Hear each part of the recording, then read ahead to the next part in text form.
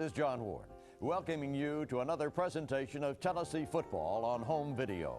The story you're about to see unfold is one of adventure and achievement. It's the story of teamwork, commitment, and the will to win. Doesn't need a lot of... Oh! He took a weapon!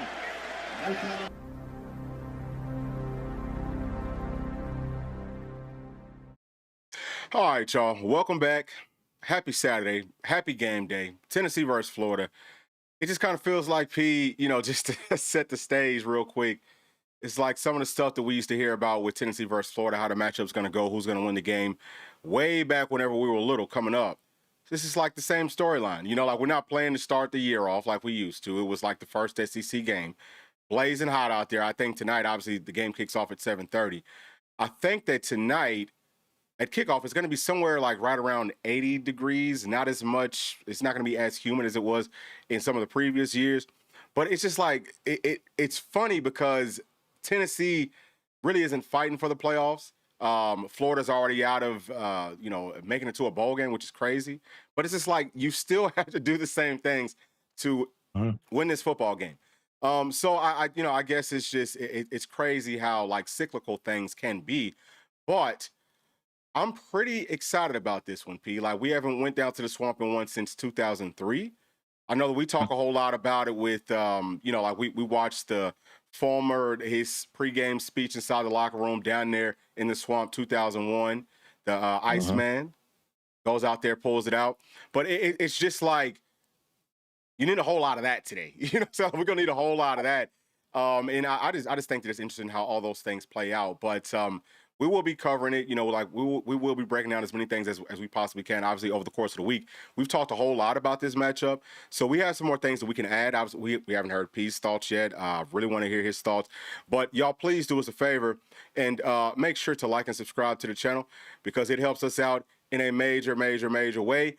Keeps the videos being pushed out and all that type of stuff. But P, I want to get your opening thoughts on this game. And really, while we're at it, just like real quick, what's your thoughts on Joey Aguilar coming back for maybe one more year for Tennessee? This is almost like a audition for him for Tennessee, but also I think for some other programs too. Yeah, it's funny you talk about how things kind of are cyclical, and it's, as much as things have changed, they're still the same, right? Well, they say the more things change, the more they stay the same. This game, to me, is going to come down to the line of scrimmage, both sides of the ball. The more physical team in the trenches, probably going to win this game. I think everything else is pretty even. For us, we got to control the line of scrimmage, give Joey time, create holes in the run game. Sorry, I don't know if you guys heard the daggum car speeding by, but freaking control the line of scrimmage, get the running game going, and then defensively, don't let these guys get started moving the ball, moving the line of scrimmage. Wreak havoc all day, just like those former led teams, right? I mean, we were in the backfield. Teams did not have time to drop back, pat the ball, and throw. We need to get back to some of that type of defense, and I think we'll be fine. As far as Joey, I think if he comes back, that's obviously a net positive for this team. He's been really effective for us this year. And that's a question we have going into next season. Everyone's expecting Merck to probably be gone, hitting the portal, but you can't blame him with what's in the room and what's coming into the room and Faison Brandon. So he's probably gone. That would help us probably save money, not having to go to the portal to go get go overspend for a backup guy probably, or potentially go get a star type guy. Maybe you risk losing GMAC, you risk losing Faison if you do something like that. So I think it's a net positive. Interested to see if the staff will let this be an open competition. Something that, if I had to, say something negative about Heupel, I don't think he likes competition in terms of quarterback. I think he likes to have a guy and stick with them. So we'll see how that plays out as we get into the offseason. I think overall it's a net positive if he can come back. Yeah, I'm in the camp right now, just after seeing some of the things with Joey Aguilar, P, with some of the interceptions. And of course, I'm going to be watching that very closely tonight. We're going to be talking about that today. But I'm in the camp that I would love to have him back.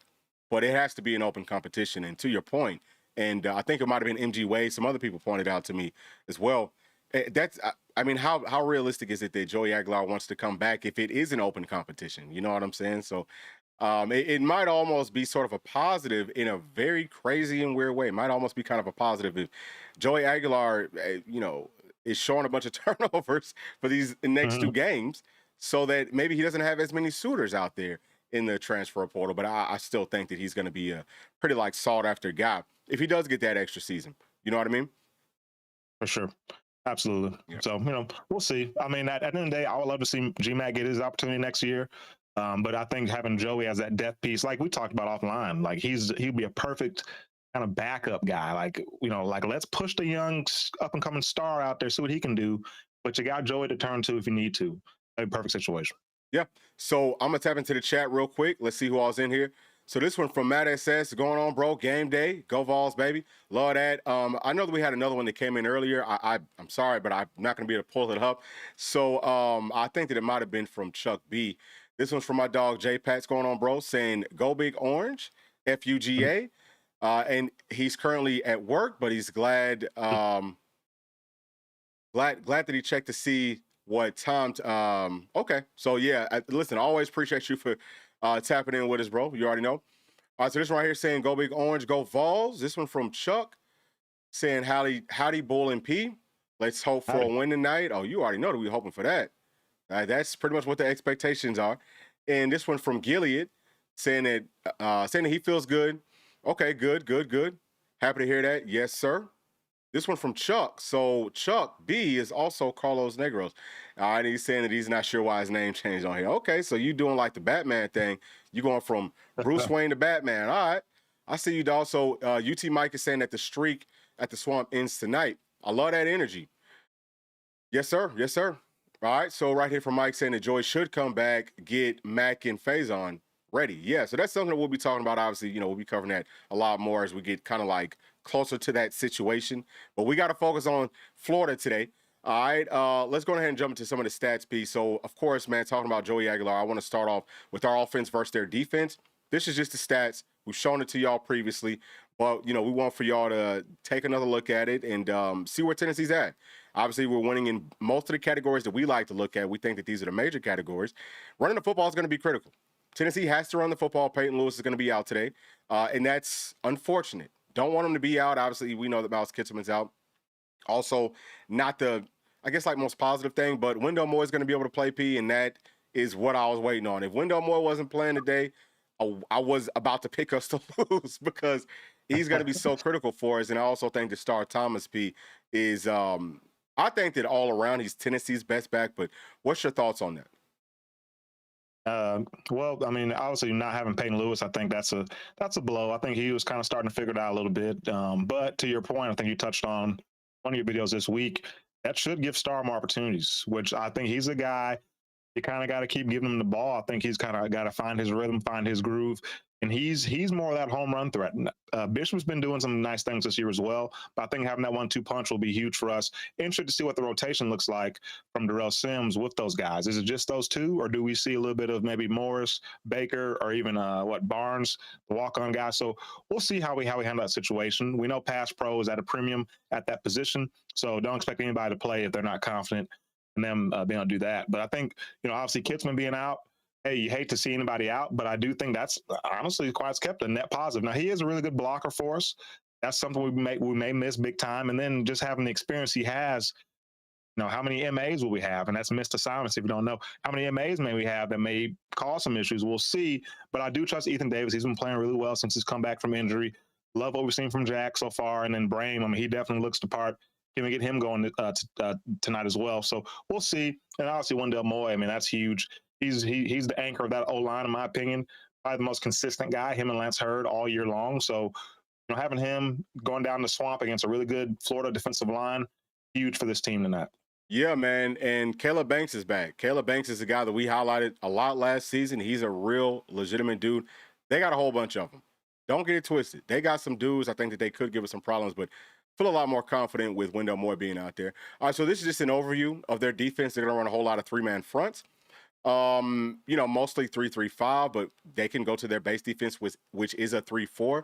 As far as blitzing, they don't blitz a whole lot versus the run, but versus the pass, they blitz a lot. We'll see some like nickelback blitzes. You know what I mean? Like they'll blitz corners, they blitz their safeties. And as far as the coverages, it's a lot of deep zone coverages, which I feel like is kind of Tennessee's kryptonite. It's been that way since Coach Heupel's been here. We changed the entire offense because everyone was running mostly cover 4. And, all of our routes were going vertical. We even looked at it this season. And I don't know if I told y'all this, but Tennessee in the first 5 games and in the second 5 games is run more vertical routes. Well, we've run more vertical routes, and we've also thrown the football vertically, so 20-plus yards, more than any other team in this conference. That's what we like to do. That's what we want to do. So I'm concerned about throwing it up in double coverage. Find the one-on-one matchups. It's perfectly fine if it's one-on-one.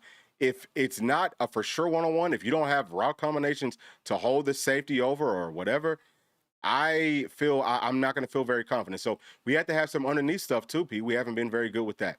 You know, Joey Aguilar hasn't been very accurate with it. We haven't given him, I don't think, enough opportunities to be good with that, just because of the route concepts. So we still have some ways to go. But did you want to add some?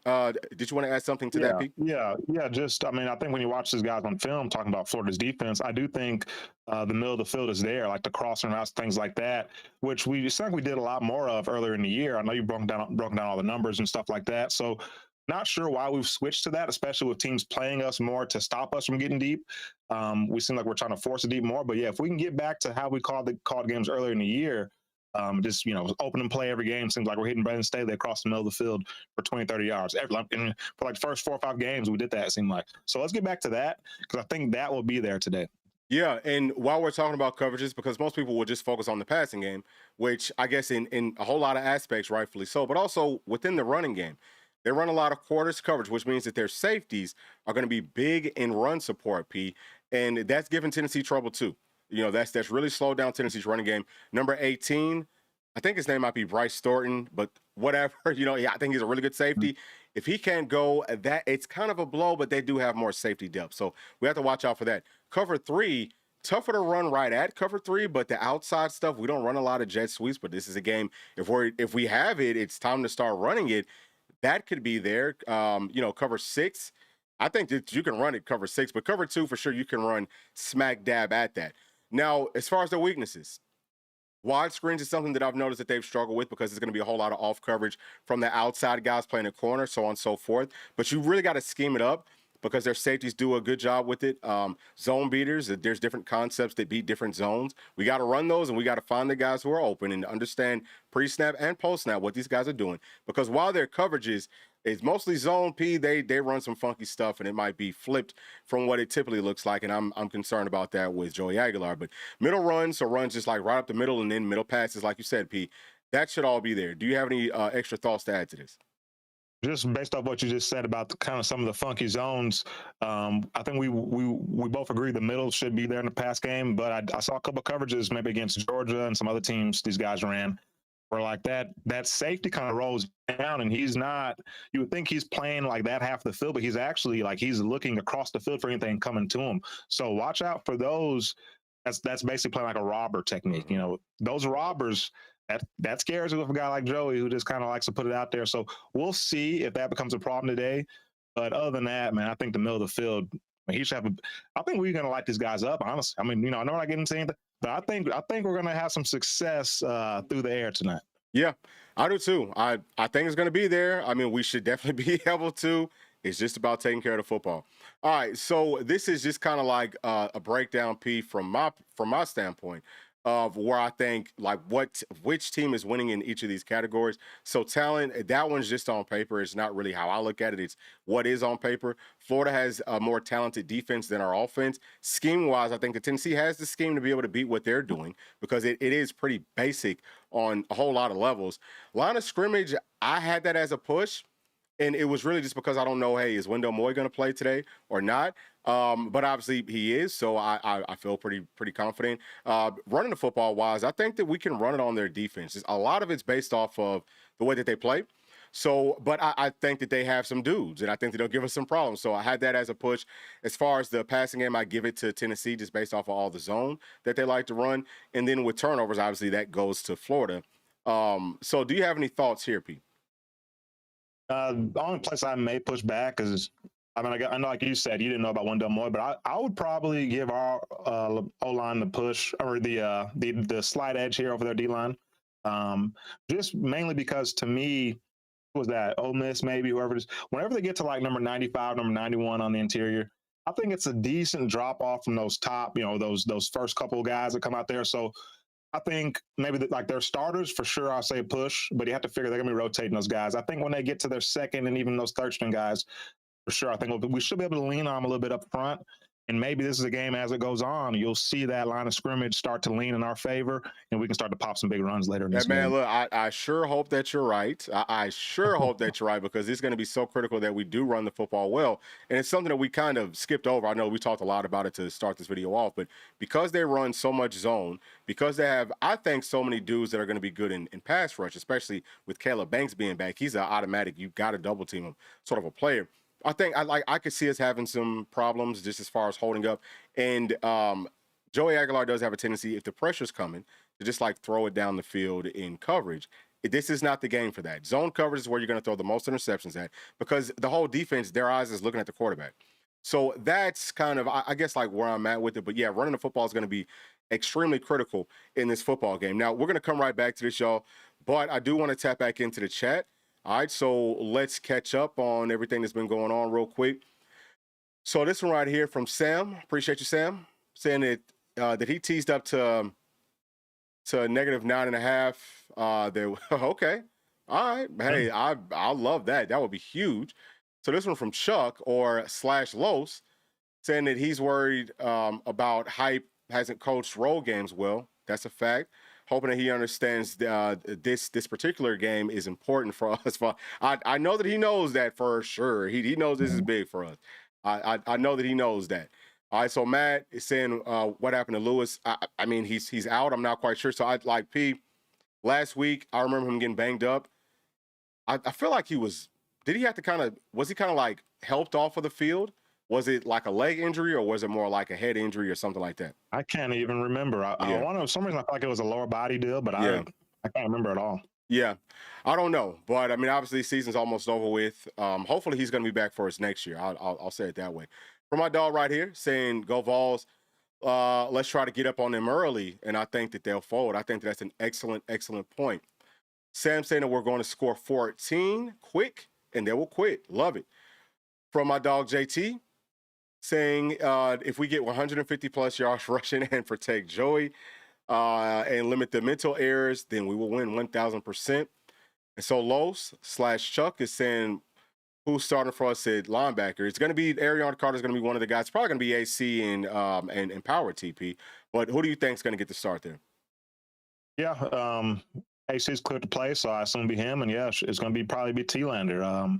You've been touching on this all week. This might be a better game for them, just because it's not as much crazy stuff like typically it's been under Napier playing these guys. So yeah, I think they'll both have a big day today, and then hopefully we get to see a good bit of Lottie and Spillman as well. Yeah, it sounds like they're both going to play. So I feel fine about our linebackers. I'm not saying that they're going to play perfect. I'm not saying, hey, there's not going to be any passes over the middle of the field, because that's like the easiest place to throw passes to. So, I mean, it's not even – it's just going to happen. It happens to every single defense. But I think that they'll be fine versus the run. That's my biggest – I guess not even – like, I'm not concerned about it, because I know that they should be okay. But that's the first thing that you're worrying about, right, is, hey, can my linebackers stand up versus whatever their scheme is running the football-wise? All right, so let's go ahead and jump into the Florida offense versus our defense. Y'all can see how the numbers look, right? So their offense is on the left. Our defense is on the right. Obviously, their strength of schedule is on top of each team. They played a really tough strength of schedule, for the offense and defense. We didn't talk about it previously, but there's some things that I feel pretty confident with, like we we're just talking about Tennessee's run defense versus their run offense. I think that we should be okay. Doesn't mean that it's going to be like outstanding, but just make the stops when you need to make the stops, get off the field. Passing wise, they've had some struggles there, but I feel okay. Do you have anything to kind of like add to what you're looking at here, Pete? No, man. I mean, they have a solid offense. Like, the personnel is good, and they simplify things. It's going to be a big challenge for us, man, especially Lagway. He's good. I think he's pretty good off schedule.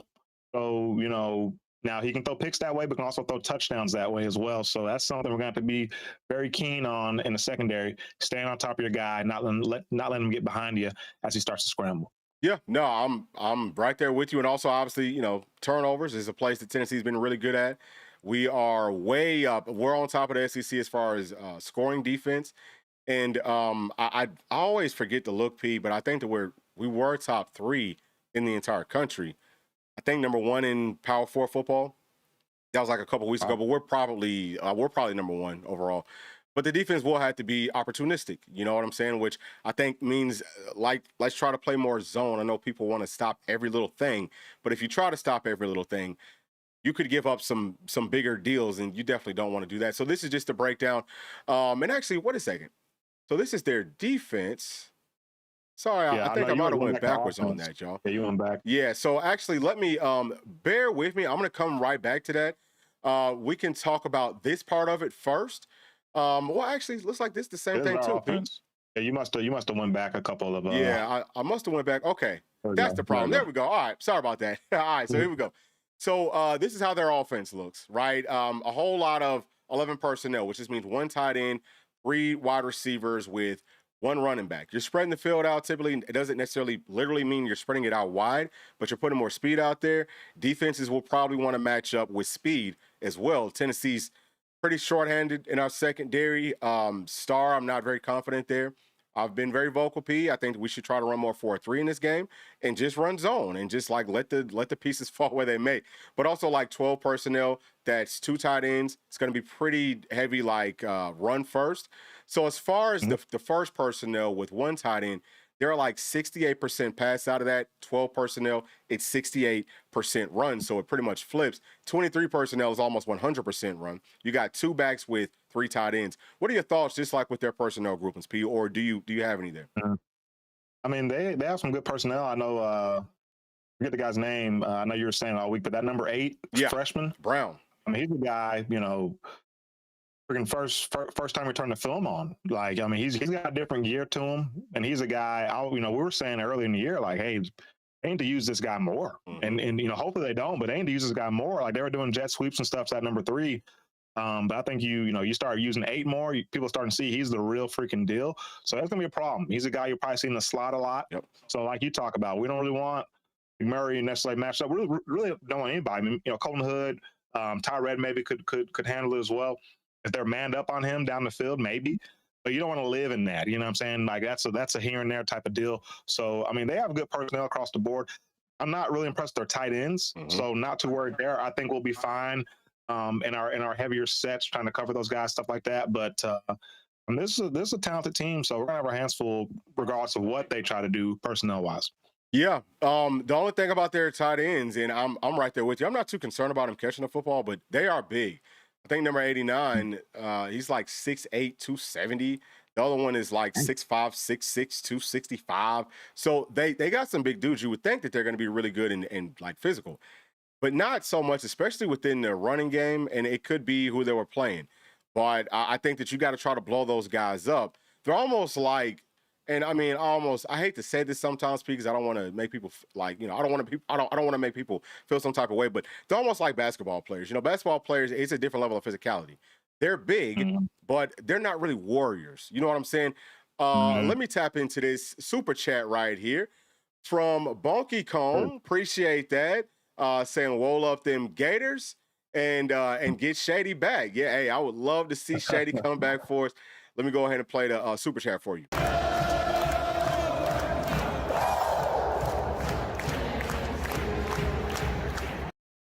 Thank you so much. But yeah, man, I think that Shady's number 2. He's playing at nickel. He had a sack last week. I think that he's a linebacker at OP. He's a linebacker or he's a safety.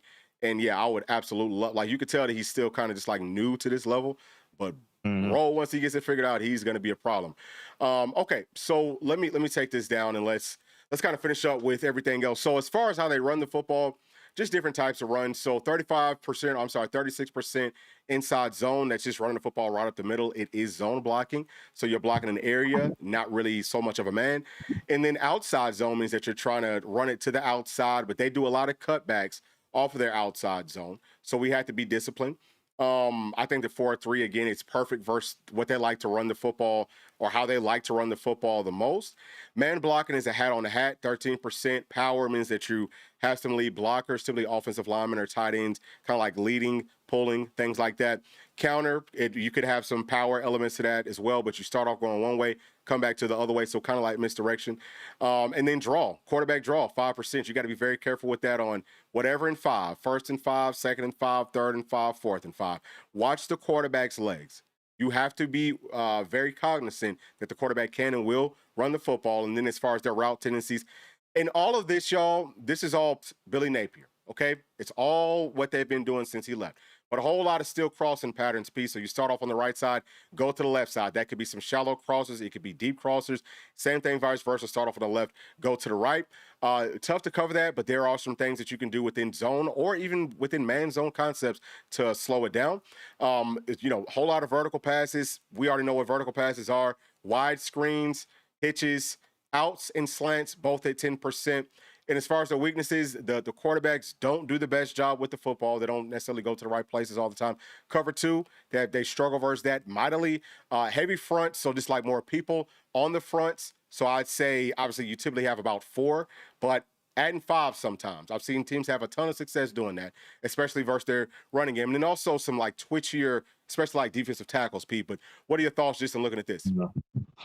Yeah, I mean, they got really big offensive lines, so like you said, having those speed guys getting off the edge, potential for Josephs and is Jordan Ross going tonight? Yeah, Jordan Ross, those guys, Caleb Herring. It's potential for them to have a pretty big day because those guys are huge out there at tackle. Yep. But I think something that you've kind of put me on. I was like a lot of people. Hey, listen, let's get up in people's face. Let's get physical, press man, smother these guys. But you know what? Hey, I think you're exactly right. Let's back the heck off. Let's make teams sustain, 10, 12, 15 play drives and consistently line up, snap it, throw it, complete it, and just do that over and over again. Take the underneath stuff over and over again, especially a guy like DJ Lagway who's prone to turn the ball over. Eventually, similar to maybe like a Joey Aguilar, eventually these guys are going to want to go for the big shot, okay? And they're gonna throw you one.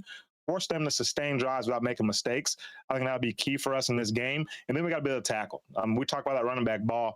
13, he's a little bowling ball. He's fast too, good vision, good balance, good speed, run through contact. So it's going to be huge for us tackling this week. Huge. Don't let this guy break 4 or 5 tackles freaking per run. You know what I mean? Like rally to the ball, gang tackle, and get these guys on the ground. Yeah, I think 1,000%. We didn't talk a whole lot about the, tackles and that, but yeah, we have to be able to tackle the way that we did last week. For the past couple of weeks, the defense has done a much better job of tackling. But if you don't do that versus team, it's going to be a very, very long day.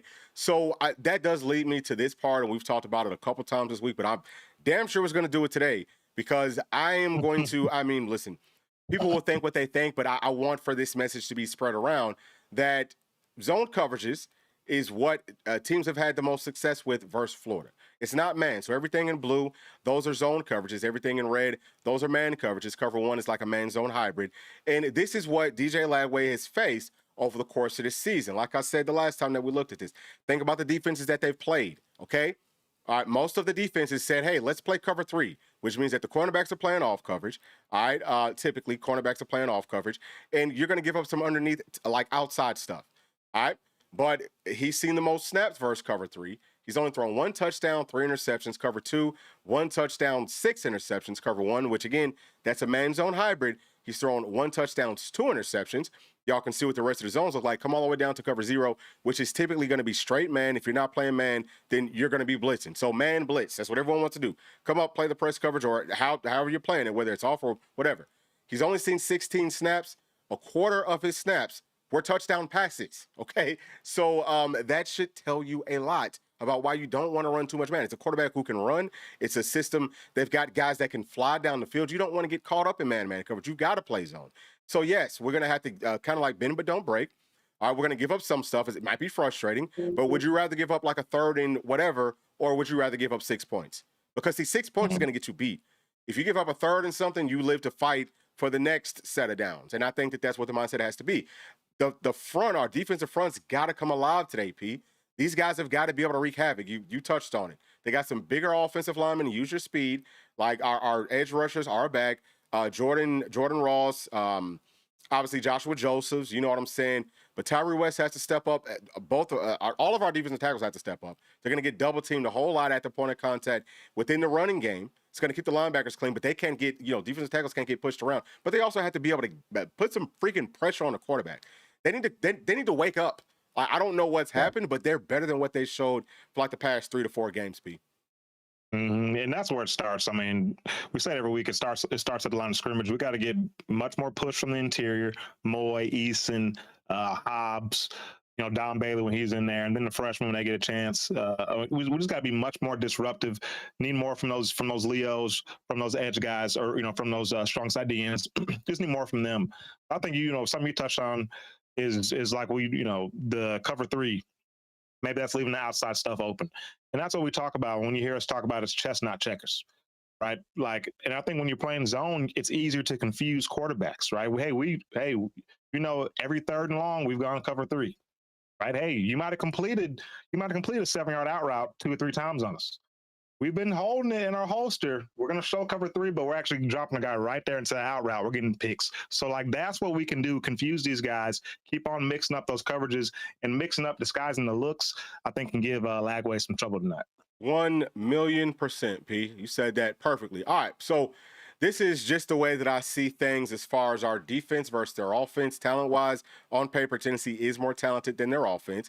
Now, some of the players, obviously, with our 2 starting cornerbacks, they're not out there. I think only Ricky Gibson was a 4-star. But either way, scheme-wise, I give the edge to Florida. Line of scrimmage, I give the edge to Florida, just because I don't know if our defensive line is going to show up. If they don't show up, then it's probably going to be a pretty strong edge to Florida. But versus the run, which might sound crazy, I think that we'll give up the line of scrimmage. But versus the run, I think that we'll be okay.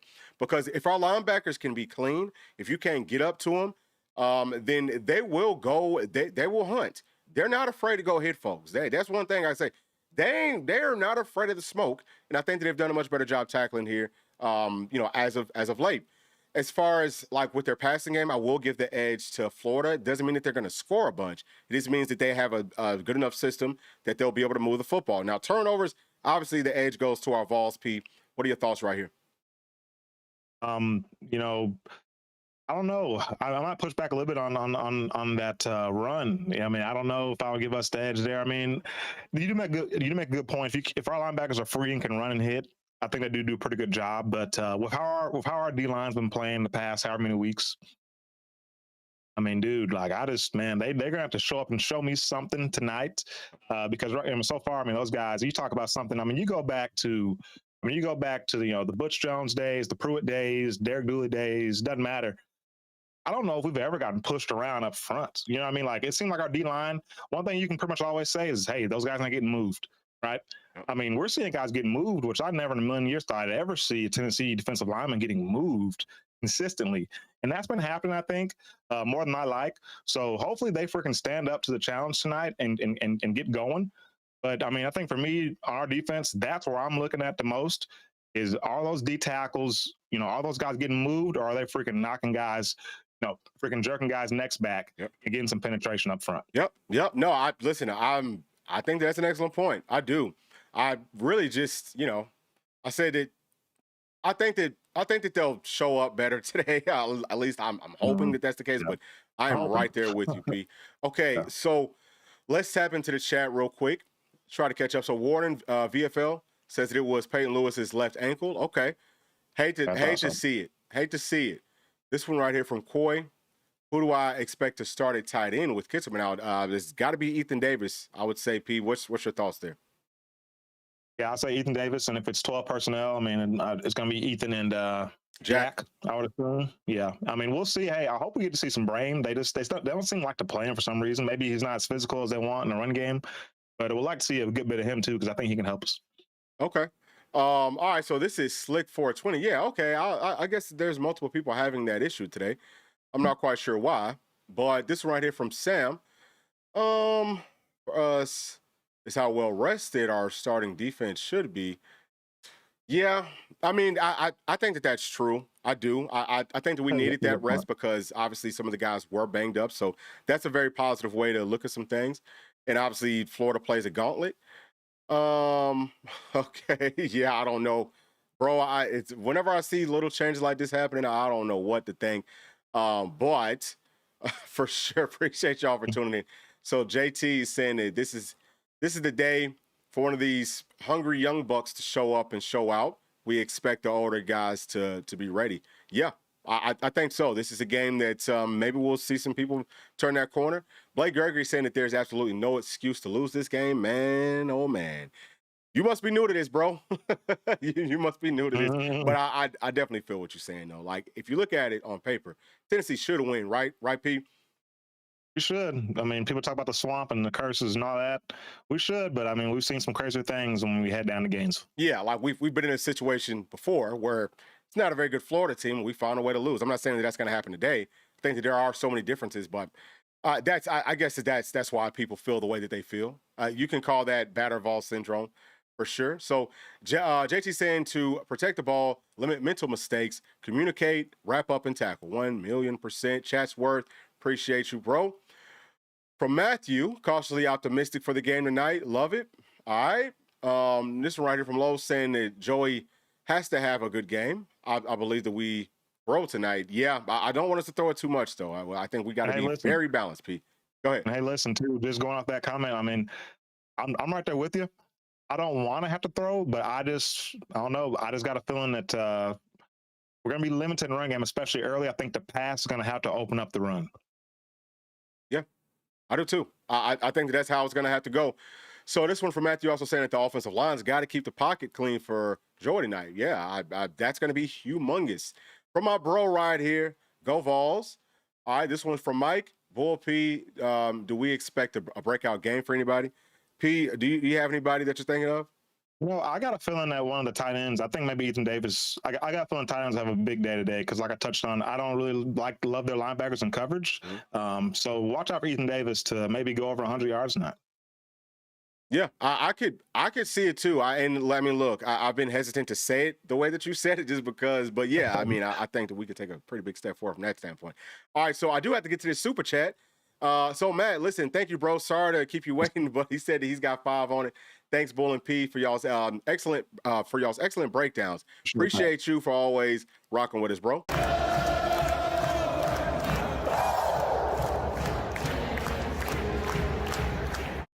Huge, huge, huge. All right, so let's keep it moving.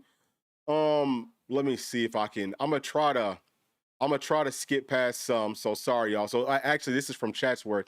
He's saying that that Kentucky spanked them. Surely we can at least eke out a win. Yeah, I've been saying it for such a long time. Pete, styles make fights. And that is so real. Whenever you are playing chess, because that's exactly what football is like. It's like playing chess with real people almost. You know what I mean? Like, that's really how it goes. But I definitely feel you. Tennessee is a lot more talented.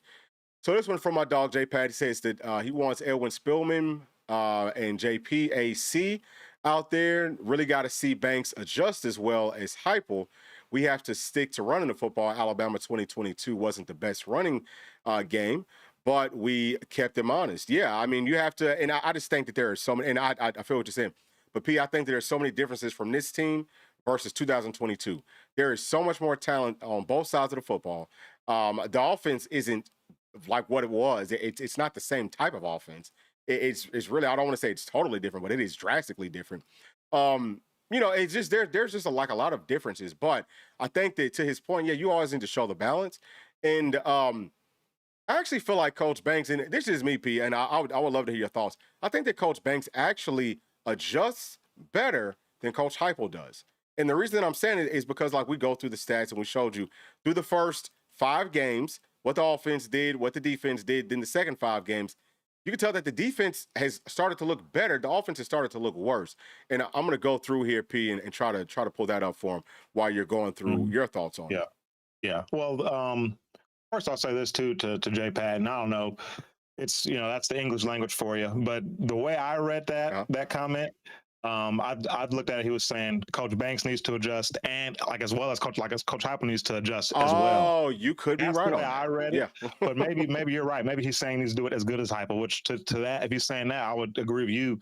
Yeah, I mean, I think Banks adjusts better than Heupel. In my opinion, I don't think Heupel really adjusts. Honestly, I mean, I don't know if I've ever seen him go to anything different. You know what I mean? Like, it's like, hey, we're gonna do what we do. Either it works or it doesn't. Now, he may have like kind of one game plan for maybe the first half and then the second one for the second half. But it's like, I don't think that's predicated on how the game unfolds, in my opinion. I think he just kind of calls what he calls and see if it works. Yeah, which is why Tennessee's had such a fast start. We get up early on teams and we've lost games. That's why. That's why I get stagnant. But let me show you what I was talking about before. So this is Tennessee's offense. It's showing you through the first 5 games, and then through the second 5 games, it's showing you what the difference is. If it's red, it means that something went down. So the total offense, the total yards per game, which is what I pointed out because that's the biggest difference, about 83 yards less. And of course, tougher strength of schedule. So it is going to get harder. But just pay attention to those numbers. Right now, we got better with first downs, so we got more first downs in the second 5 games, and we technically had less turnovers, but we had, I think, more critical turnovers. Now, look at what the defense did. All right, first 5 games to the second 5 games, you're seeing that it's not as big of a difference even with the tougher schedule. See what I'm saying? So, as I've said, I think already twice this week, if we could take this offense and this defense right now back to the first 5 games, I think that the defense would look better than the offense does. I think that the offense would look worse, okay? And I think that the defense would look better. So, yeah, I do think that some of that is with coaching. I think some of that is with, hey, man, like this is what we're good at, figuring it out and finding out what teams want to do to you. I don't think that, like you said, P.I., I don't think that Coach Heupel's great at that. That's a place that he definitely needs to take some steps forward at. Okay, so I know that there's a whole lot more. I know that there's a whole lot more chats in here. I'm going to get this one right here from Matt saying that J-Pad, Spillman's a dog. Yep, hope that he has a hell of a game. And, okay, so what I'm going to do, y'all, just because we're kind of starting to get crunched for time at this point, but appreciate y'all for chiming in. P, let's go ahead and jump into our picks. Okay, let's go ahead and start doing that. So right now, what are we looking at? We have to move it down and see what are the next games for this 3:30 window. Do you have any thoughts on USC versus Oregon, P? It's a game that's going to be played in Oregon. Oregon's favored by 10.5 points, and the total is 59.5 points. I mean, it seems like every time I get on here, I end up picking Oregon, and they almost lost to Iowa, I think, whoever it was last week. Yeah. And I tend to pick against USC for whatever reason. So you know what? USC playoff hopes are on the line tonight in Eugene. They're a team they went out there, they beat Michigan, they beat some other teams that typically you would think is not a good matchup for USC as a more finesse Pac-10 type of team. But I think they're going to stand up today, and I think they get the win. I think they keep their playoff hopes alive. Yeah. I think that I'm just going to ride with you. All right, so Syracuse versus Notre Dame. No need to talk about that. Kentucky versus Vandy. This one could be a lot more interesting than people think. What are your thoughts here, P? So this is a game that's going to be obviously at 3:30. Vanderbilt's favored by 7.5 at home, and the point total is 53.5. Yeah, I mean, I'm a guy. I mean, Vandy. Just never really believe in them. You know what I mean? So heck. Let's go with Kentucky. What's Kentucky? 5-5? Are they 5-6? 5-5. Yeah. 5-5. I don't know, man. You know what? I think you're right. I got Kentucky pulling the upset here and going ahead and knocking Vandy out of the playoffs. That's crazy. Yeah, I don't know. I guess I'm just gonna go with Vandy just to be different. You know what I'm saying? I'm just gonna go with them. That'll set up for the matchup to be bigger coming up next week. So Arkansas versus Texas. Another 3:30 game. It's a whole lot of good games at 3:30, which I guess is kind of good for us because it wasn't really a whole lot of other, I think, good games. But the game's going to be in Austin, Texas. Texas is favored by 8.5. The point total is 57.5. What are you thinking here, Pete? I mean, that Arkansas team, they've had a lot of, similar to like an Auburn or even like a Florida, a lot of close losses to some good teams. You know what, man? We saw how bad Texas is last week. You go out there and get beat by a Georgia team that's not very good, that bad. I mean, that says a lot about you as a team. So, I got Bobby P finally getting a big time win today. I got Arkansas beating these guys and find a way to get it done tonight. Yeah, I think so too. Interesting thing though, if y'all get the chance to watch this game, pay attention to if Arkansas is anywhere near close, the referees will start cheating because they want Texas to have a chance to get into the college football playoffs. They're going to cheat. The SEC cheats a lot. And but yeah, I'm picking Arkansas. I think that they're going to win. All right, so Kansas State versus Utah. We don't got to talk about that. Really, there's no other games. What about Pitt versus Tech? P, do you have any thoughts there? I don't really know anything about Pitt. I know Georgia Tech, a team similar to Georgia, just a team that seems to just find a way to win. Like they've had a lot of games that are probably closer than they should have been. Yep. So we'll see. I mean, I'm gonna go with Tech just because I like them, but I think it's gonna be a good game. Yeah, I'm going with Tech too. We got our nephew Jordan Allen down there, and then obviously your former coach, Coach Simpson. He's coaching there, so I always go for Tech. And plus, Georgia, they hate Georgia, so it makes me like them. And since Tennessee's pretty much out of the playoff race, that's who I'm going to be pulling for. I'm pulling for Georgia Tech. I hope that they do some good things. Let's see. Are there any other games of consequence? We got BYU versus Cincinnati. Do you have any thoughts here, P? Nah. Yeah, okay. Really. Yeah, so we don't even have to even waste time on it. All right, so let's talk about the game tonight, man. Our Tennessee Volunteers at 7:30 going down to the Swamp. We are ranked number 20. Florida obviously isn't ranked. And we're only favored by 3.5. The point total is 58.5. P, who do you think is going to win? Oh, look at this. So they're saying it's going to be about 74 degrees at kickoff. Pretty interesting. That's not too bad of weather, but what are you thinking here, P? I mean, this is a game where the records go out the window. These two teams hate each other. Florida coming into this one, no bowl game, no postseason opportunities. So, to me, it's kind of that kamikaze mindset. It's like, hey, I'm going down. I'm bringing you down with me. So expect them to come out punching, throwing all types of haymakers, maybe some trick plays, flea flickers, double reverses. Just guys out there having fun and just trying to inflict some pain on somebody. Okay, watch out for the dirty stuff, the cheap stuff, all that type of stuff. But us Tennessee Vols, hey, listen. And hopefully the team understands this. The record doesn't matter when you're playing these guys.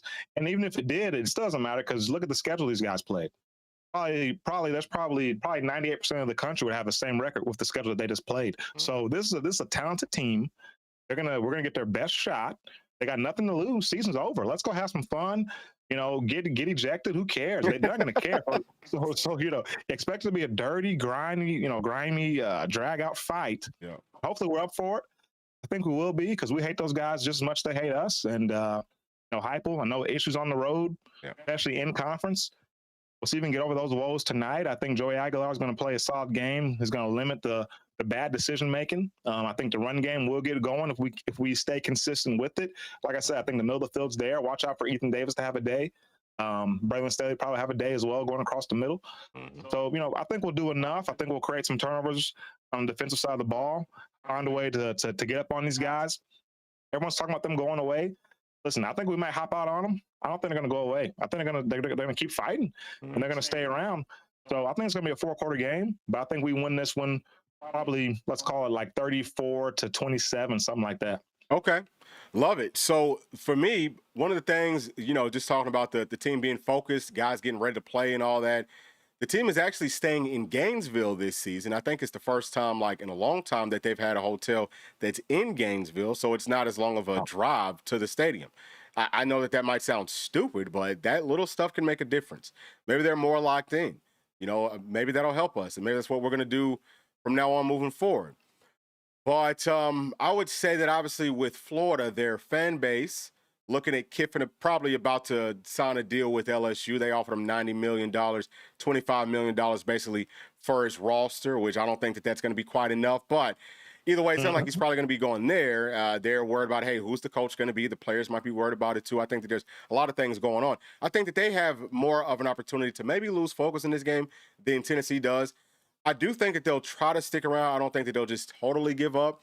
But hopefully Tennessee can get off to a pretty big lead. I think that Chris Brazzell, which is kind of like counter to what I would think. I think Chris Brazzell is going to have a pretty big day. I think the Tennessee hopefully will go to more 3-by-1 sets. We can get Brazzell isolated one-on-one and either make them, hey, you got to double cover him and then leave the other stuff the middle. So Braylon Staley, Mike Matthews, Ethan Davis, leave those guys wide open. Or you're going one-on-one and we're gonna kill you. You know what I'm saying? Like we're gonna have a freaking field day. So I could see it going either way. But I also feel like Tennessee is going to start to run the football better today. I just feel like that's I don't know why. I just feel like maybe that's going to come. Hopefully it does. I think that we're going to need it. But Joey Aguilar, man, take care of the football. I still think he's going to probably throw at least one interception just because that's who he is. But if we can capitalize, I think that our defense will also get some turnovers. I think that Tennessee's going to ultimately end up being fine, kind of like bend but don't break, opportunistic defense, hard-hitting game. Some of the young guys step up, so on and so forth. I do have us winning this one because Wendell Moy's back. If he wasn't, I was about to be picking us to lose. But I had Tennessee winning this one. I'm going to go, let me go 30. I'm going to go 30-21, P. I got Tennessee winning this one 30-21, ending that streak down in the Swamp. And listen, sorry that we could not get to more of the chats, all right, but we do have to skate. Thank y'all so much. We hope that y'all will join us for the post-game show where we can spend some more time listening to what people have to say. But y'all please do make sure to like and subscribe to the channel and have a great game. We'll be talking to y'all way later on tonight. Thanks. Peace.